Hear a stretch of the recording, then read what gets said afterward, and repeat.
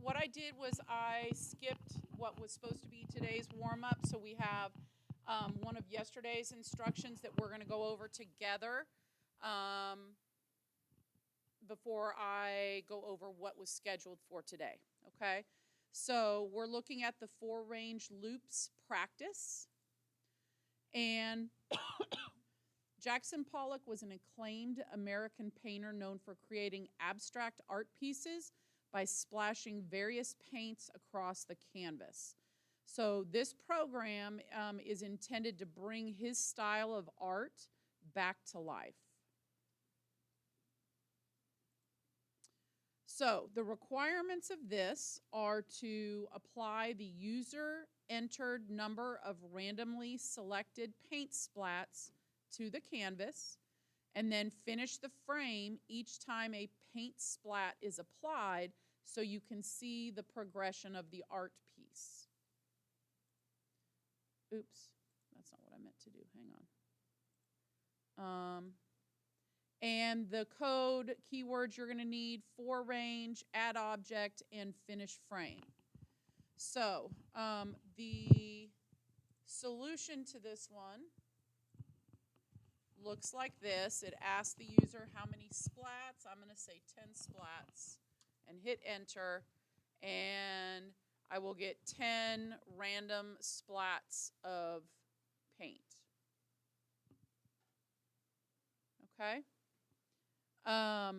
And yours starts off, it does ask that, but it's not actually completing the assignment. So I'm going to go back to the requirements real quick so we can see what that is. Again, we are going to apply the user-entered number of randomly selected paint splats to the canvas, and then we have to make sure that we finish the frame. Okay? So, let me close up these sides to make it easier to see.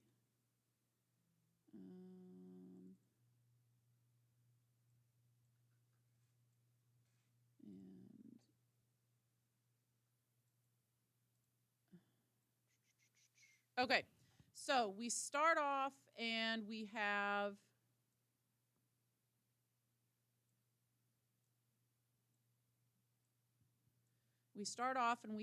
the import, the setup. We have a variable called count, which is going to be an integer asking how many splats they want on the canvas. So where we have to put in our code is going to look down here at the paint splatter area. And you remember that yesterday we learned about the for loop, in that it is giving us a specific number that loop is being run. And so what we want is we want the loop to be run the number of times that the user enters into that count variable. So I'm going to put in the for loop for I in range, and in parentheses I'm using count, that variable. And then when I hit enter, the things that are going to happen is you are going to get a splat, which is coming from the TS Paint palette library, random splat. That's one of the functions in there. We are going to window add object, and the object we're adding is the splat. And then we are going to window.finish frame to complete it. Okay, so we put in 4 lines of code, and then I want you to test it and see how it runs.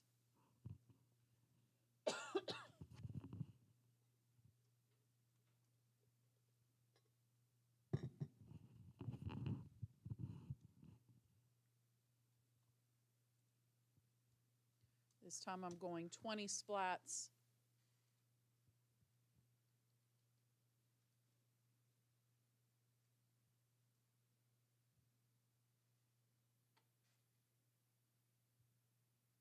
Okay. All right. Did everybody get that one to work? Do we need me to look at anything? So remember, under paint splatter, you're putting for I in range, and you're using the count variable. It's in parentheses and then followed by a colon.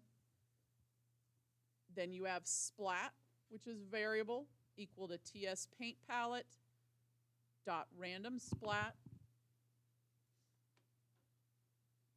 And then window dot add object, you're adding splat, and window dot finish frame.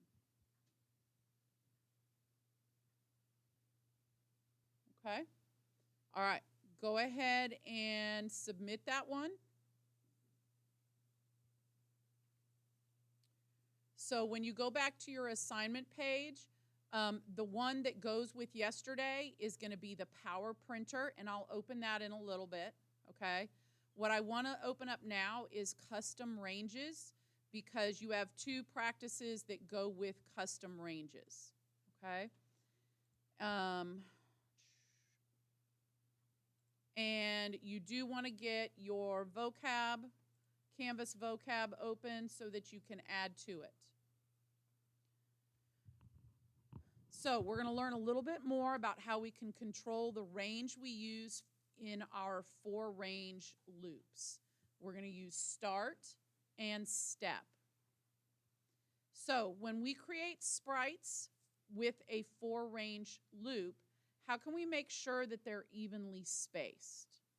Well, we can use the I variable to determine where they should be by adding to or multiplying by some amount.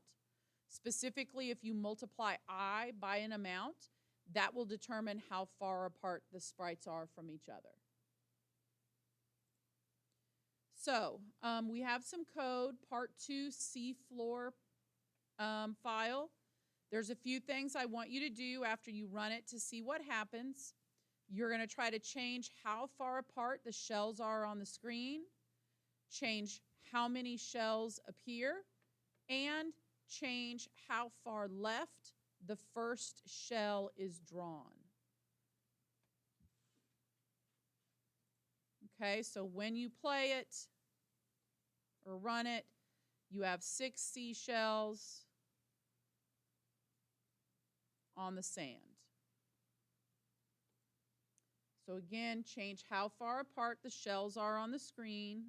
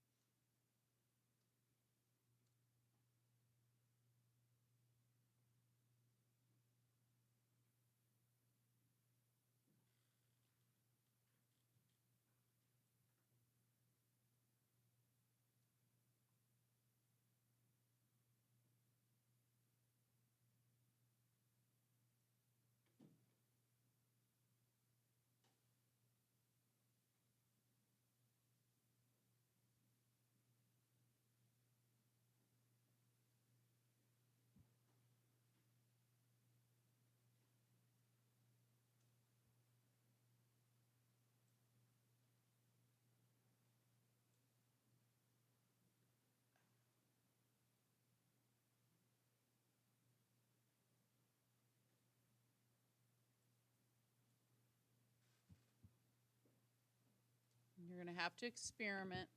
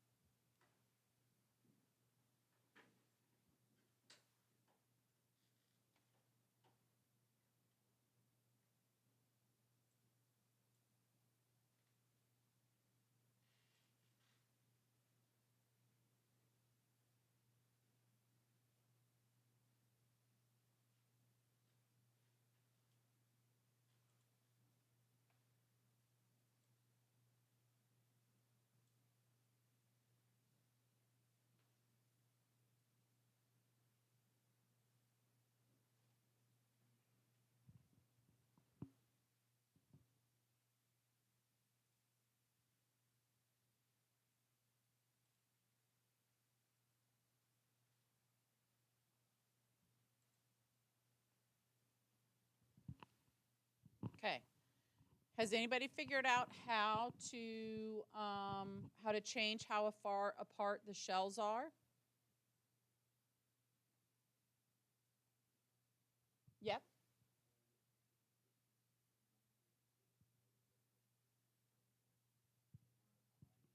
Okay. So, what number have you figured out? What number does what? They all change. Yes. So those are the numbers you're changing. So if you look at it, the first value in that range controls how far on the left we start. The second value controls how far right you go. Okay, so it's in pixels. And the third value controls how far apart the shells are. So if you're putting the shells closer together, then that could allow, depending on how much closer together, that would allow for there to be more than the original number of shells put in there. Okay? All right, so your first vocab term is start. And this is the first value in a range, the start.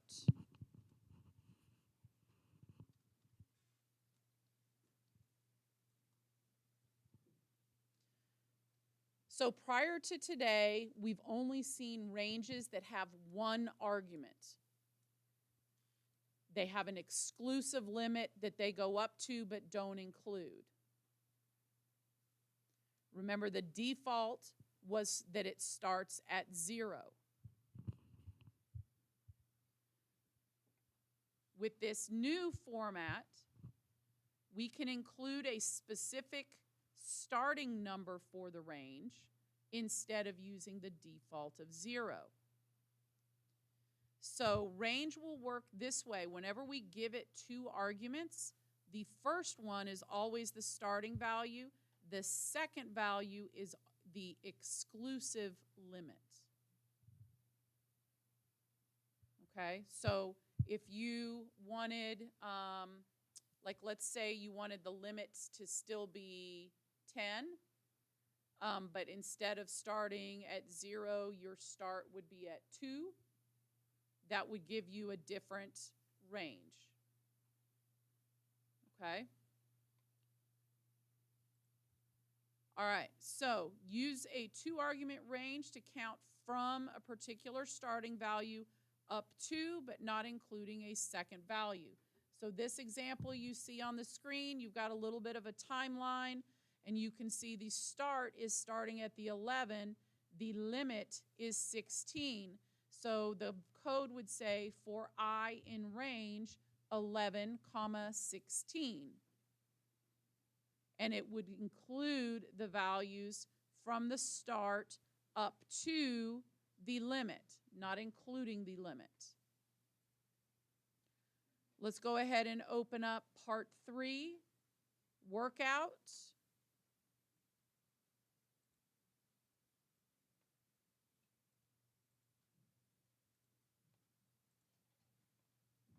Okay, so if we run this file, it just says, here is your workout plan for the next 10 days, 8 sit-ups. Well, that's not going to get any of us very far.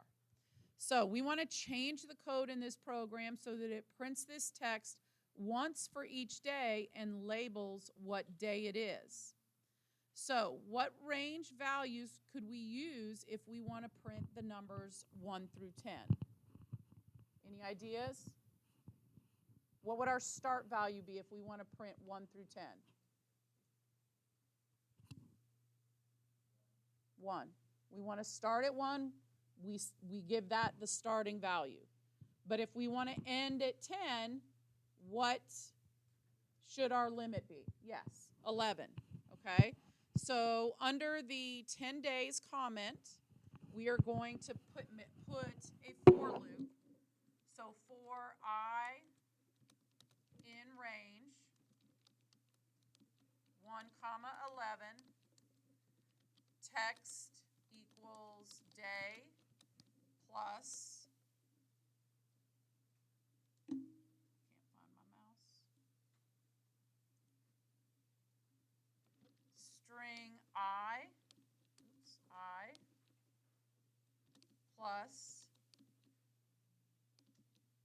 colon.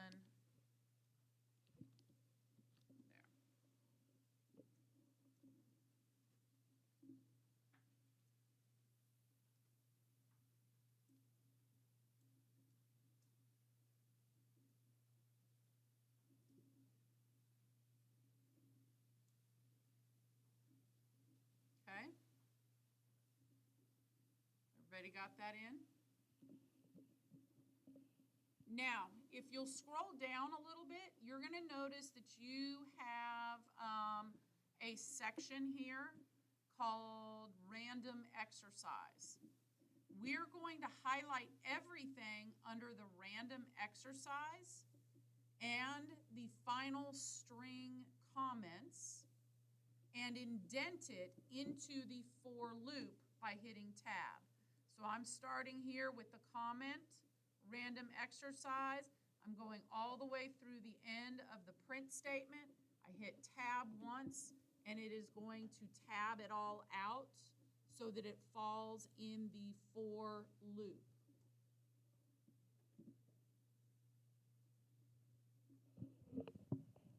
Okay, and then once you do that, let's run the program.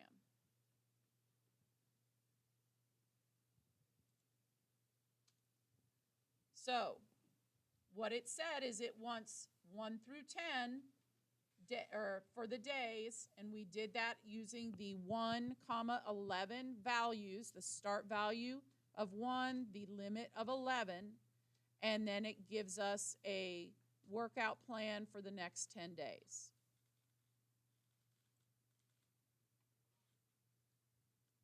Okay, questions on that?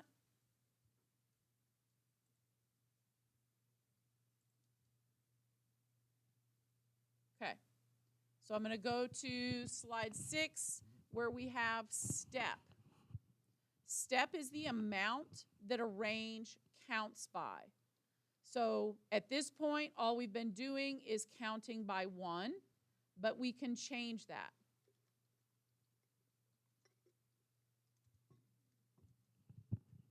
When we use 3 arguments, the first argument is the starting point, the second is the exclusive limit, and the third will be the step amount, controlling how much bigger I gets through every iteration. You could make something count by 5s, by 10s, by more. That's up to you. Okay, so that's the third one, and that is with step. So when we use a step, that means the numbers count up by an amount larger than 1. So in this example you see here, you've got a range of 11, 17, 3.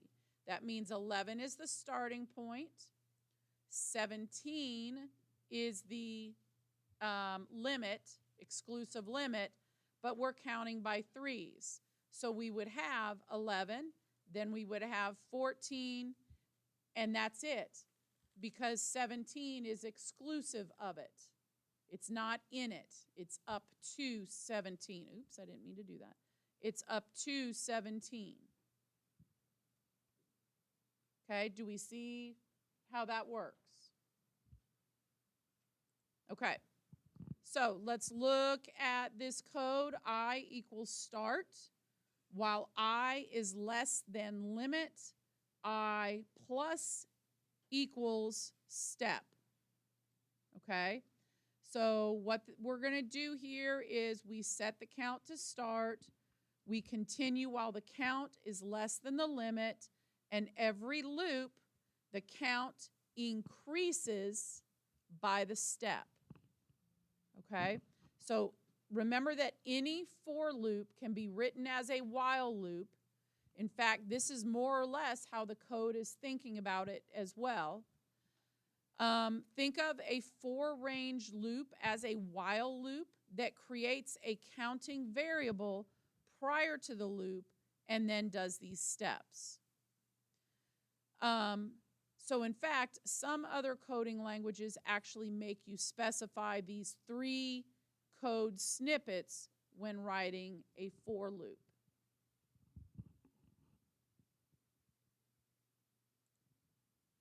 So let's visualize. For I in range of 0, 15, 5, you get 0 first, you get 5 on the second one, 10 on the third one, and it can't get to 15, so it spits it out of the loop. All right, let's look at part 4, Gui.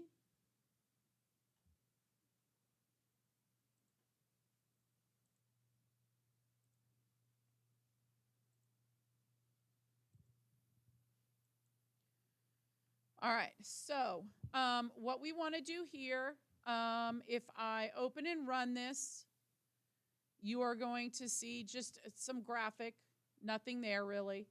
What we want to do is make a row of button sprites in the blue bar across the top of this image. So we have a section here at line 17 called buttons, and we need to add some code to it.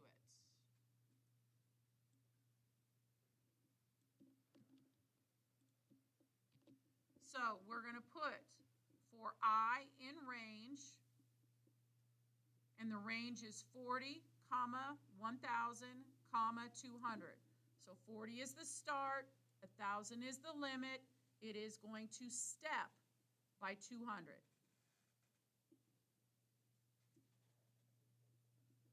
And when we do that, we're putting a button. So button equals tsapp.sprite. We're putting in empty button.png, comma I, comma 5. What does the I and the 5 do?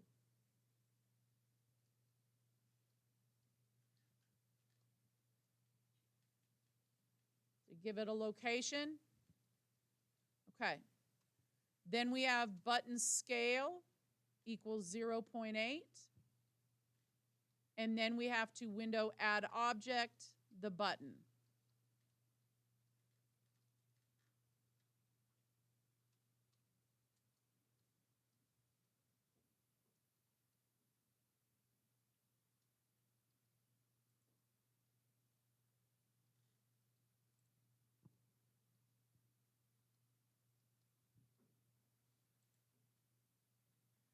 Once you get it, run your program.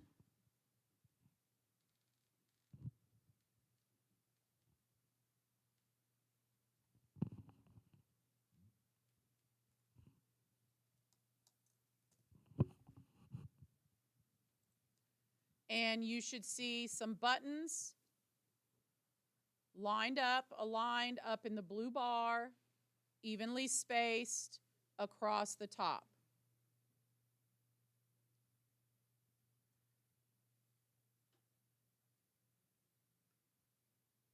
Okay? Everybody get that to work?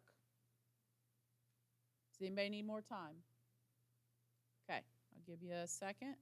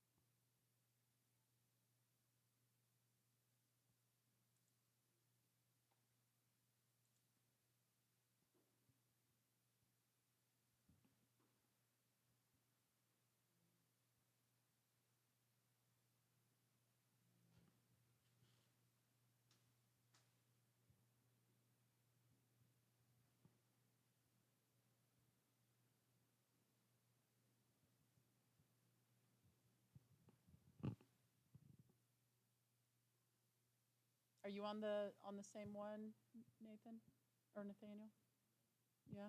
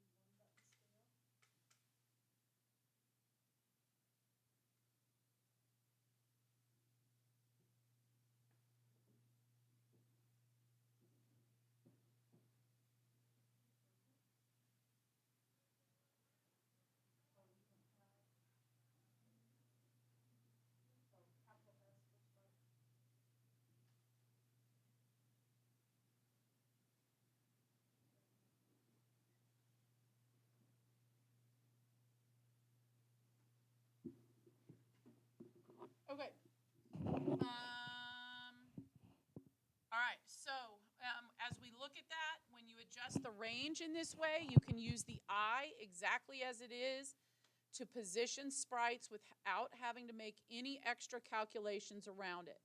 The 3-argument range also has one other interesting quality. It can be used to count backwards. You can use a high starting point, a lower limit, and then a negative step value to do that. So negative step values can even be used to count backwards if you need to. This doesn't come up as often as the positive version, but it's a helpful thing to know. So remember that, though, that the limit is still exclusive, even though it is now a lower limit. The second number is still never included in the range. So in this example, if the starting point is at 16, the limit is 12, and we have a -1, it's going down one at a time, but remember, it's not going to include that limit. Okay, visualize, that's the same thing. All right, so if we look at this code, we're seeing for I in range of 1 and 10. So we know it's starting at 1. It's got an exclusive limit of 10. It says if I equals 4, then we'll continue.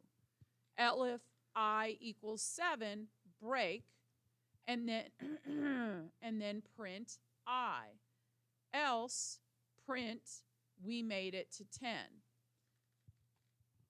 So we can use these advanced control statements with for loops that we learned earlier with the while loops, specifically the continue and the break and the loop else clause. So they all work exactly the same way here that they did in the while loop. So remember that continue skips the rest of the current iteration, and break exits the loop immediately, skipping the rest of the current iteration and all of the remaining ones. So the code in a loop else clause runs as long as the loop finishes without hitting a break statement. So if we look here at this code, we're saying between starting at 1 through 10 iterations. So that means it's going to stop at 9, okay, because it's not going to include 10. And so it's going to go through, and it's going to have 1, it'll print 1, we'll run through, print 2, run through, print 3, run through, and it says I equals 4, hit continue. Well, it's hitting 4, okay, but it means it's going to skip the rest of the iteration, so it doesn't print 4, but then it's going to go to 5, it's going to print 6, it's going to print, but then it hits 7, and it's going to hit break, and that means it goes out of that loop altogether. Okay, so the numbers that it actually prints would be 1, 2, 3, 5, and 6. All right, so if we look at these ranges here, we want to figure out what numbers are in each of the following ranges. So for the range 1 to 10, we've got the numbers 1 through 9. For the range 5, 10, 5, our range would be 5, and that's it, because it's incrementing by 5 or stepping by 5. For the range 0, 10, 3, our numbers would be 0, 3, 6, 9. And then for the range 0, -5, -1, it's stepping backwards, we would get 0, -1, -2, -3, -4, and that's it. Okay? Go ahead and hit submit on that one. And I am going to open up the first one that goes with today's custom ranges so we can work through that together. That's going to be Ants Go Marching. And then I'm going to let you finish yesterday's and today's. And if you don't finish it in class, it will be homework. You got to get that done. Tomorrow you will have a practice test because you have a test next week. Okay? So on Ants Go Marching, we have custom ranges. The problem is that when an ant finds food, It will leave a scent trail so others can find it too. So we want to create a trail of ants in this scene on their way to the tasty treasure.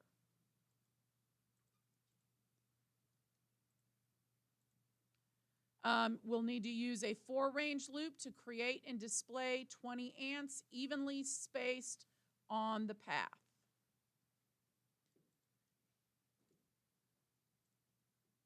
And we'll be using the 4-range loop. Okay, so we are going to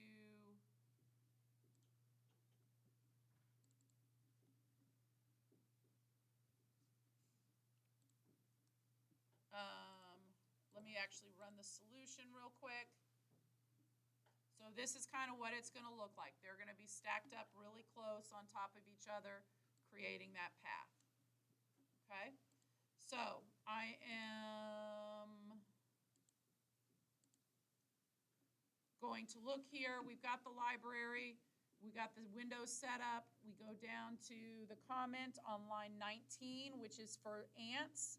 We're going to create a for loop. So for I in range, and our range is going to start at -50, and it's going to end at 950, and it's going to increment by 50. And what we're going to do is we have an ant is going to equal tsapp.sprite with a capital S. And that is going to be ant red.png, comma I, comma 275. We are going to scale the ant to 0.3. And we are going to window add object ant to the scene.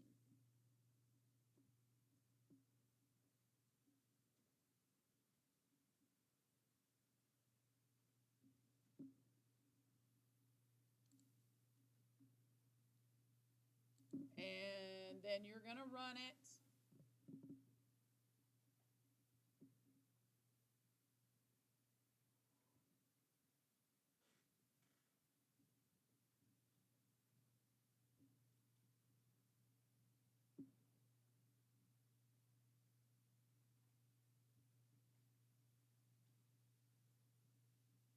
Okay, so remember, you have on your sprite, it is you're getting the placement for the integer being in the range of -50 to 950, incrementing by 50, and then that's the x-axis, and then the y-axis has it on 275.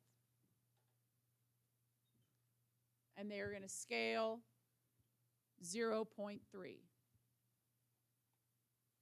Run it. If it works, go ahead and submit it. I am opening the Power Printer, the Classic Countdown, and the lesson notes for you to work on the rest of class and then finish for homework. Don't forget to use the previous lessons for reference so that you can go back and make sure that you are doing things correctly.